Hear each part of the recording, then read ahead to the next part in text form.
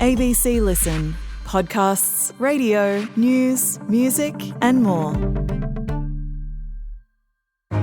Hi, I'm Patricia Carvelis, the host of Politics Now. That's the ABC's podcast covering the political news you need to know when you need to know it.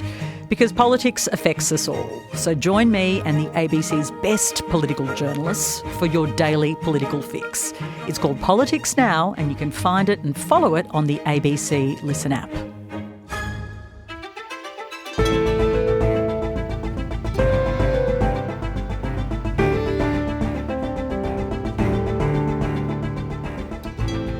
Since the fanfare surrounding Donald Trump's face-to-face peace talks with the Russian president, perhaps unsurprisingly, the war continues in Ukraine. That's partly because of part of any deal. Vladimir Putin wants Ukraine to hand over the entire eastern area of Donbass, which it won't do. So what is so important to Putin about that region? Today, John Haltiwanger from Foreign Policy magazine explains why Donbass is at the heart of Putin's war. I'm Sam Hawley on Gadigal land in Sydney. This is ABC News Daily.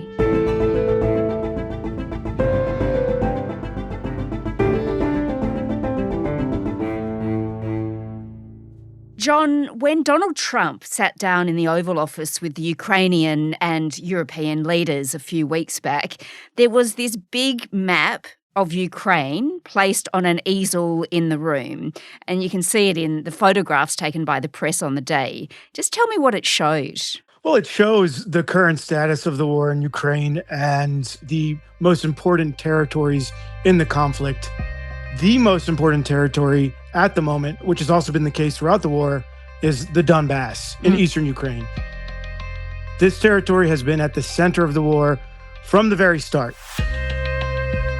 Donald Trump, he spoke about this map during an interview with Fox News after the meeting, emphasising that the territory in red had been lost to Ukraine. I assume you've all seen the map. You know, a big chunk of territory is taken, and that territory has been taken. Now, they're talking about Donbass, but Donbass right now, as you know, is 79% owned and controlled by Russia.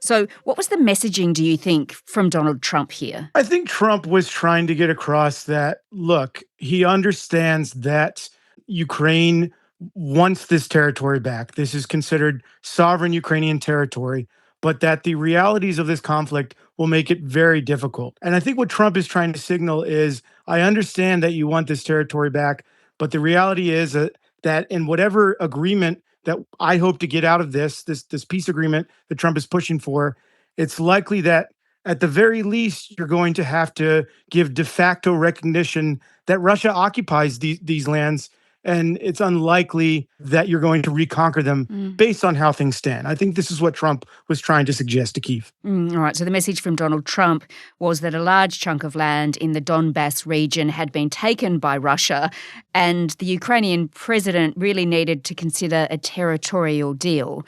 Now, Zelensky, he disputes the map, but what do we know? How much of Donbass does Russia control at this point? So Russia controls about 88% of the Donbass. It controls all but a sliver of one of the two territories that makes up the Donbass, Luhansk, and it controls about 70% of Donetsk. Okay, so quite a lot, actually. Now, just before we move on, of course, Donald Trump, after this meeting, had said that there was this potential for a face-to-face meeting with Vladimir Putin and Volodymyr Zelensky. That hasn't happened, of course, and it doesn't appear like it will, does it? No, it does not. Sergei Lavrov, Russia's top diplomat, gave an interview in which he signaled that a meeting is really not on the table. The fact that Putin has demanded that Ukraine give up the Donbass also kind of signals that he's not really genuinely serious about peace. He's seen what he can get out of an agreement, what he can try to force Ukraine to agree to based on where the war stands right now. I spoke with William Taylor. He's a former U.S. ambassador to Ukraine. He basically characterized Putin's demands as outlandish because the territory that Ukraine does still hold in Donetsk, one of the two territories that constitutes the Donbass, is really strategically vital. This is land that Ukraine has spent years fortifying. There are several cities that are often referred to as fortress cities in this part of Donetsk. And it's not just going to want to give away that territory because, as Zelensky has warned, this would pave the way for a future invasion from Russia. It would make that invasion a lot easier. They would be giving up the strategic high ground and making Putin's broader goal of subjugating all of Ukraine a lot easier. So this is why this is something Zelensky has repeatedly said he will never agree to. He's also emphasized that under the Ukrainian constitution, he's not allowed to just give away Ukraine's territory. Even though Donald Trump thinks he can.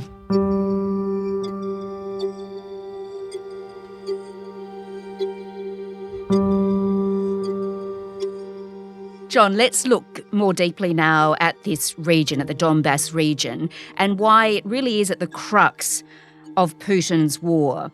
It's had a really long, fraught history, hasn't it, going way, way back, but also during World War II, a point apparently noted by Zelensky during this meeting with the US president and to the press later because his grandfather had actually fought during the war. That's right. This is a region that is really at the heart of the histories of both Ukraine and Russia in many different ways.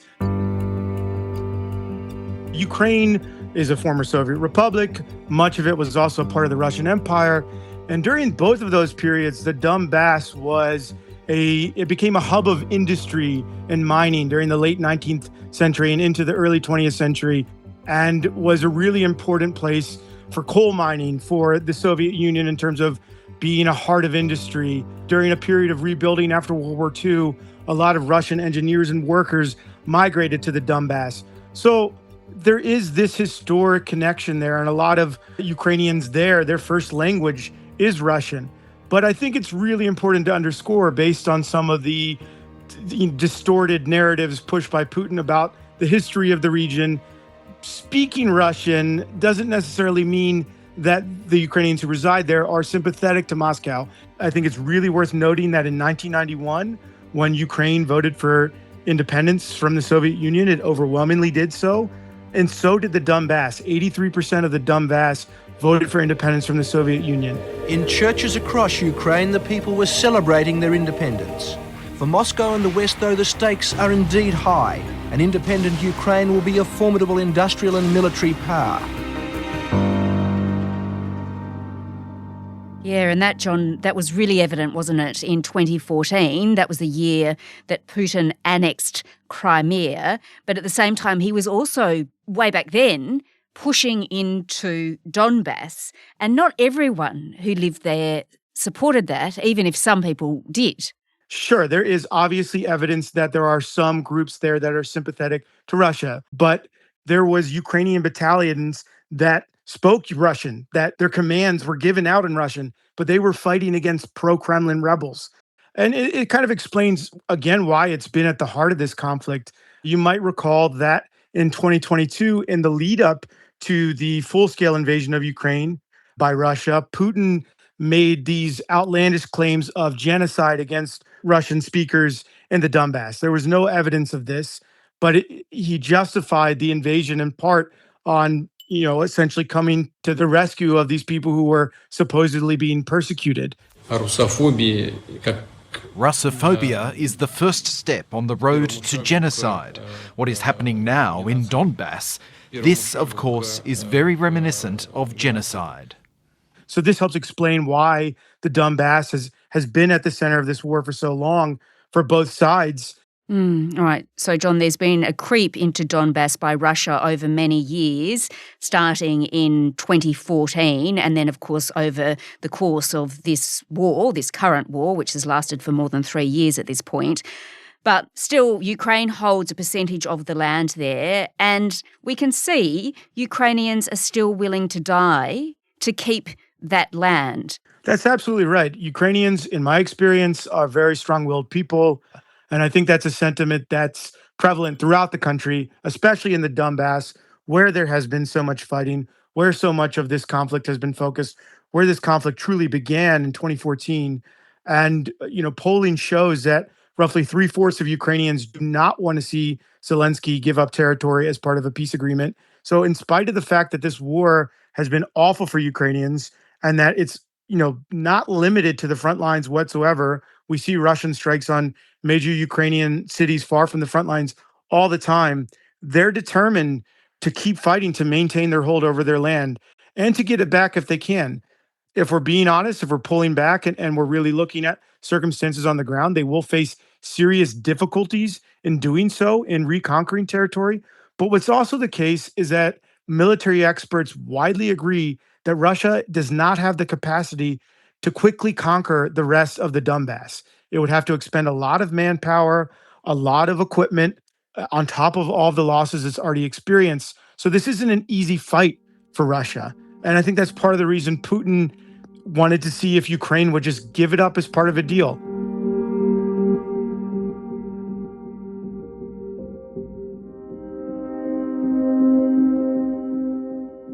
So, John, for Vladimir Putin, securing the Donbass region is absolutely everything.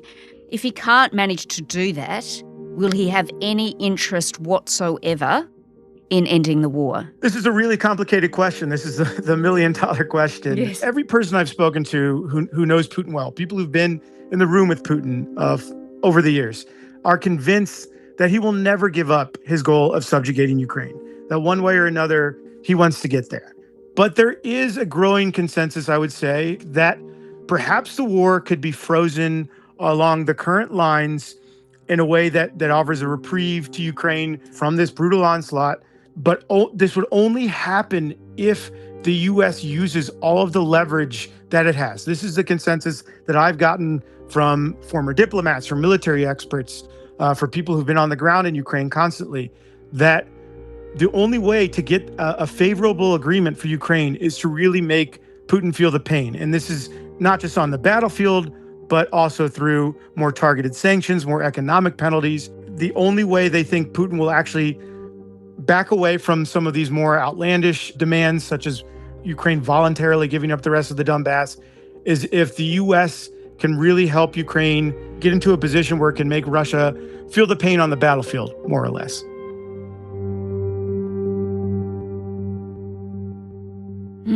All right. Well, John, as you say, it will be very difficult, but it is possible that Russia could manage to secure the rest of Donbass.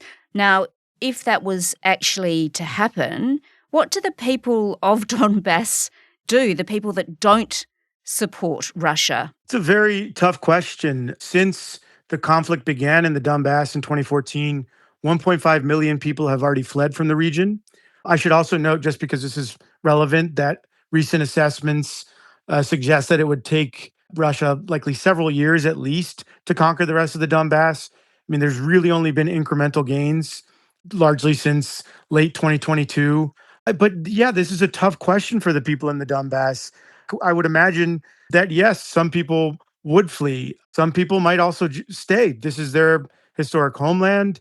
That counts for a lot. And I think it's a large part of the reason why they continue to fight so hard is because they don't want to imagine that future. And tell me, if Putin does succeed in taking Donbass, is that really it for him? Or should the world be very wary of that outcome? I do not think that Putin would stop at the Donbass. I think that Putin views all of Ukraine as part of Russia.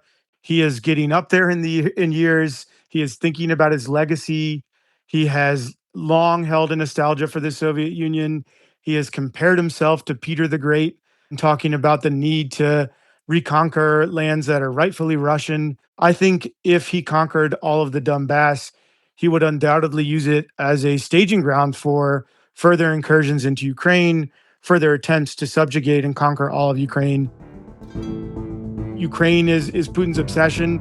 It has been for many years, and he believes that it should be under Russian control.